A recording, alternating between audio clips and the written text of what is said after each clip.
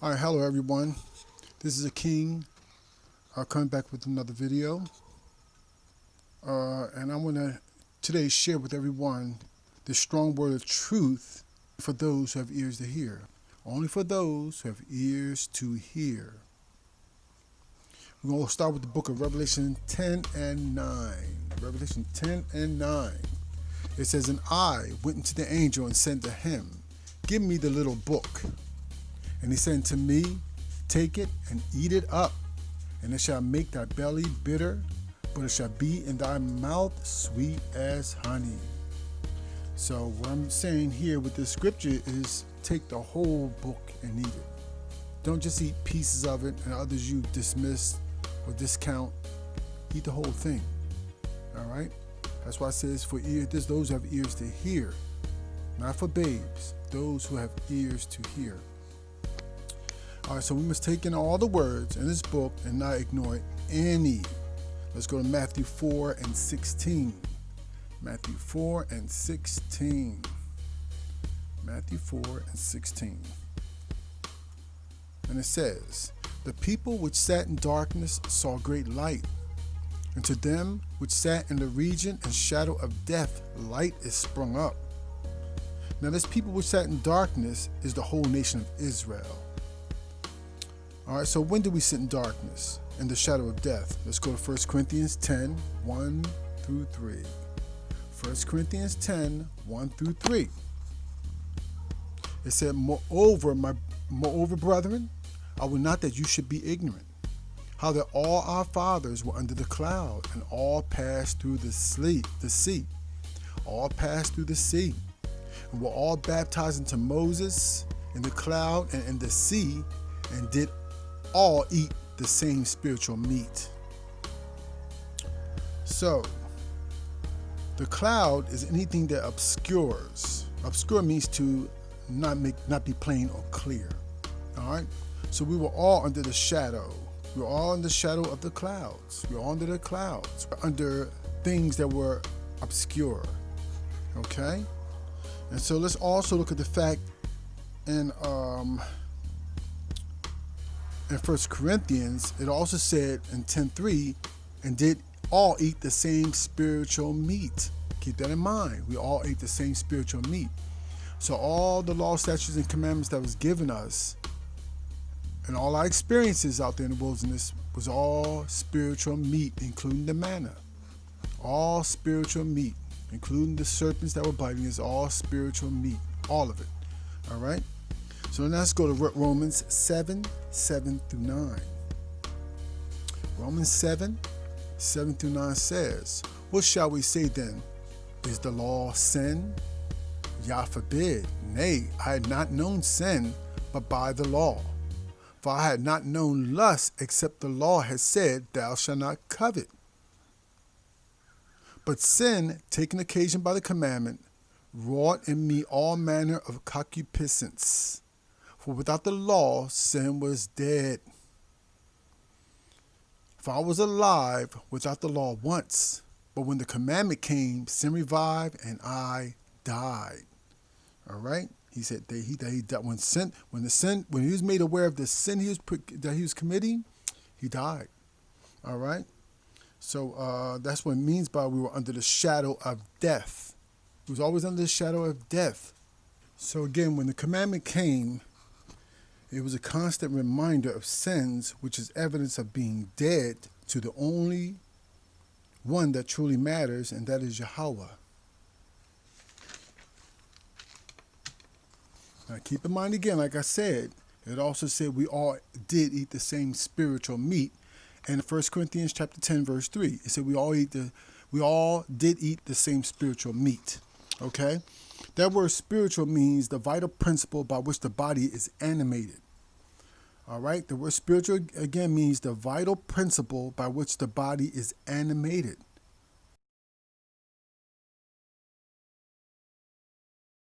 All right? So there's some vital truth that begins to animate us towards Yah or Yahweh. We become alive to him. See, we got the vital principle, we got the vital truth of what this thing's all about. So let's also turn to Hebrews 8 and 10. Let's go to Hebrews 8, verse 10. It says, "For this is the covenant that I will make with the house of Israel after those days, saith the Lord. I will put my laws into their mind and write them in their hearts. And I will be to them a Yah, and they shall be to me a people."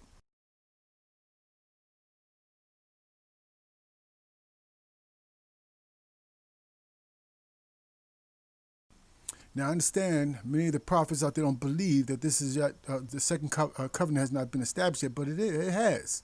His death on the cross established the second covenant. All right, that's why the temple was brought down. Okay, it was brought down and it ushered in the new covenant. All right, and yet it's true, it hasn't all been actualized yet, but it has begun. All right, we think the first fruits is all about. We go to that scripture in a minute too.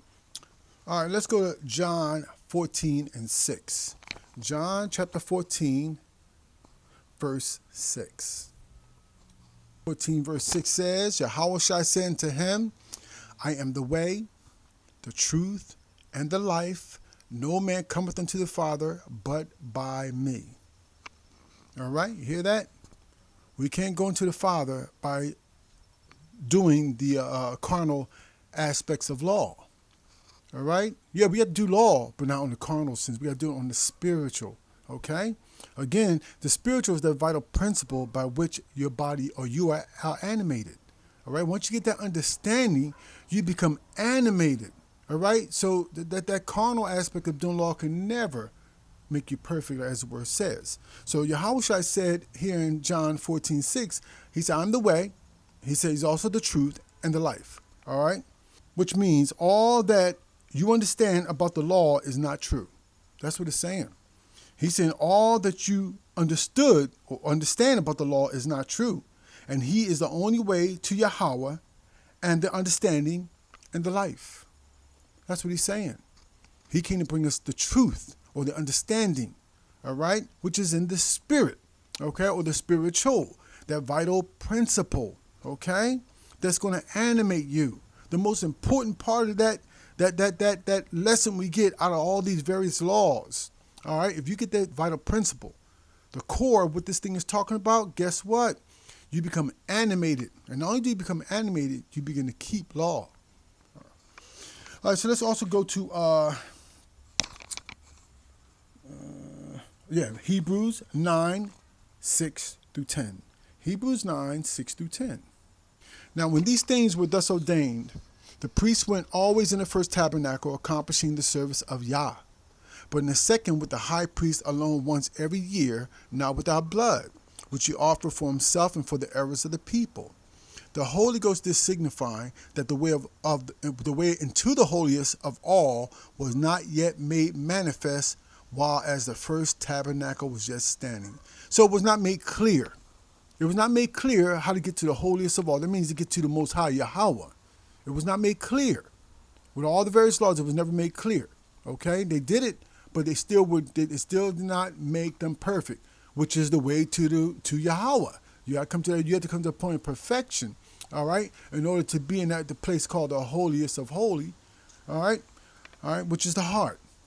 Most High, he comes inside of us, right? Doesn't he come inside of us and stuff? Okay, all right. If your heart is not in the right condition, all right, if you're not perfect, he can't come in. All right. See, we were doing those things without the understanding of what it was designed to teach us. All right. They were just rituals we believe made us perfect to Yahweh.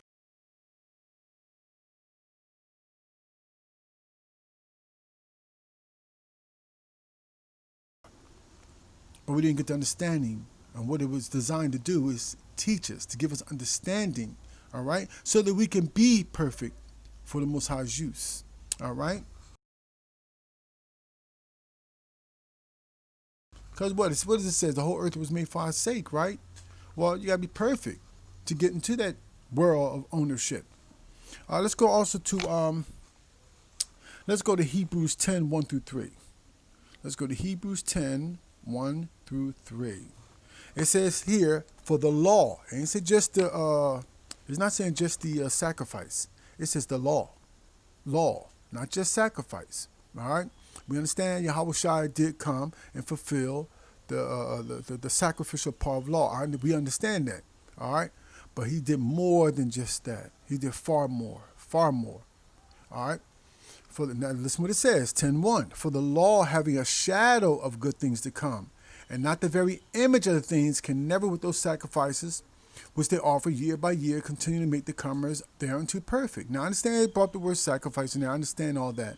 But it says the law having a shadow of good things to come. All right? So there you go again.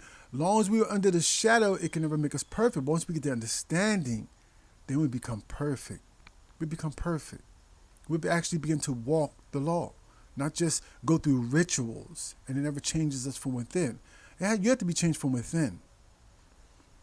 All those things are just lessons. Help us to see the truth. They help us to understand. So that the Most High can now begin to fellowship with us from within or sup with us.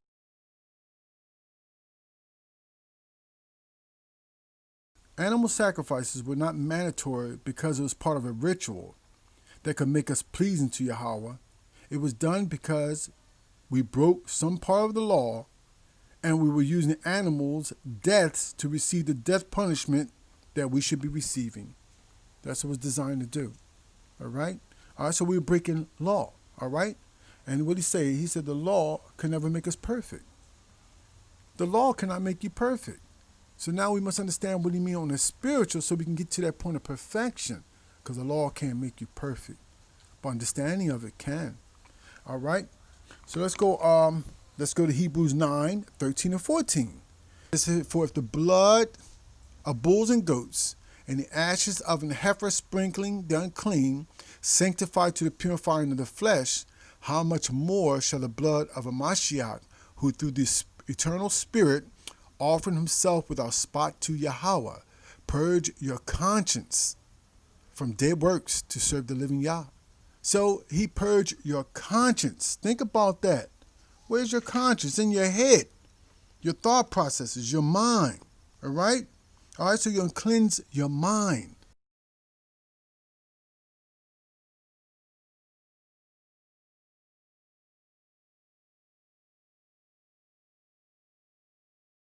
Your conscience is the real sentiment or truth or internal judgment of right or wrong. All right, so it's always at the mind. All right, he's cleansing that. How you determine what is right and wrong. All right, when you're just doing those rituals, guess what? You're not determining what's right and wrong. You just did those things because you felt like you believe through the false teachings that these things make you righteous or make you perfect, and it didn't. But understanding of what they are pointing to, that's what gets you to the point of where now you're now perfect and you understand the right and the wrong of it. All right, let's go also to Galatians 2:21. Let's go to Galatians 2:21. I do not frustrate the grace of Yahweh, for if righteousness come by the law, then the Mashiach is dead in vain. So righteousness does not come by the law, not in the carnal aspect of it. It doesn't come. It comes by the Spirit. All right?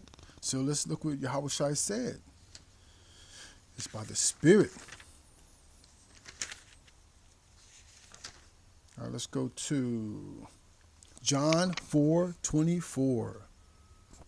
John 4:24. He said, Yahweh is a spirit, and they that worship him must worship him in spirit and in truth. You hear that? You cannot worship him in the carnal. You can't. You got to worship him in the spirit. All right? Now, keep in mind, the spirit means the vital principle by which you're animated, or the vital truth, where all those laws are pointing to, that animates you.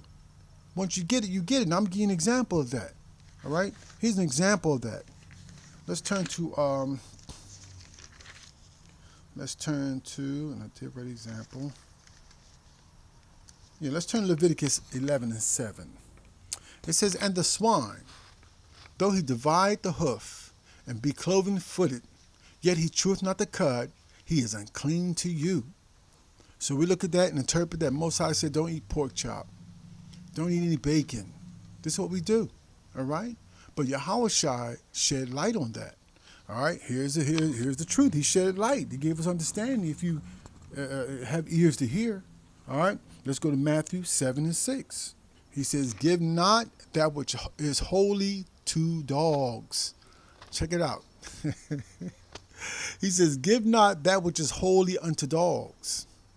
Neither cast your pearls before swine." Here using that word swine again. "Lest they trample them under their feet and turn again and rend you." So how often do you sit down with a pig and try to give it your pearls? Your pearls are your knowledge, wisdom, and understanding, or a word of great value. How often do you sit down with a pig and try to give it understanding? How? How often? But you'll do it with people of other nations. Yeah, you will. You'll do it with them. All right. You also do it with those of our nations who have taken on that character. All right. Loving all these other nations and have taken on, because of what they call us Gentiles, right? Yeah, they're taking on Gentile ways. All right. Beliefs, behaviors. And they'll come with that same old spirit too and try to feed you. They try to feed you. All right. But now what he says, do not cast your pearls before them. He said, do not cast your pearls before swine, so don't give them. You know, that knowledge and wisdom and understanding that comes from above. Because they'll turn around and attack you with it. They'll attack you. All right, but also he said also, give not that which is holy unto dogs. What is that talking about? Let's also go to Deuteronomy 7:6. Deuteronomy 7:6 says, "For thou art a holy people." He said, don't give that which is holy to dogs. He says, for thou art an holy people unto the Lord thy Yah. The Lord thy Yah have chosen thee to be a special people unto himself above all people that are upon the face of the earth. So let's not give our children unto their children for marriage. Of all types. Even in sports, everything. We send our children to the camps. We do it all. Okay? Now I'm giving you things on a spiritual level. Okay? I'm giving you the vital principle of things. All right? Again, this is not for those who are still drinking milk. And I'm not trying to bash anyone. I'm not trying to attack the prophets out in the corners. I'm not. On the streets, I'm not. All right? This message is only for those who have ears to hear. All right? To eat what you can, spit out the rest. All right, if you can't receive it, that don't mean you have to attack me. You know what I'm saying? You share a word with me and show me if I'm in error. All right, but if you need to sit there and attack me, then you don't have the Spirit of the Most High in you. You definitely don't. All right, you definitely don't. Let's go to that too. All right, let's go to that to prove that. Let's go to Galatians 5:14. Let's go to Galatians 5:14. Let's go to Galatians 5:14. What does that say there? It says, "For all the law is fulfilled in one word." One word. It says, "Thou shalt love thy neighbor as thyself." If you're attacking me, all right, guess what?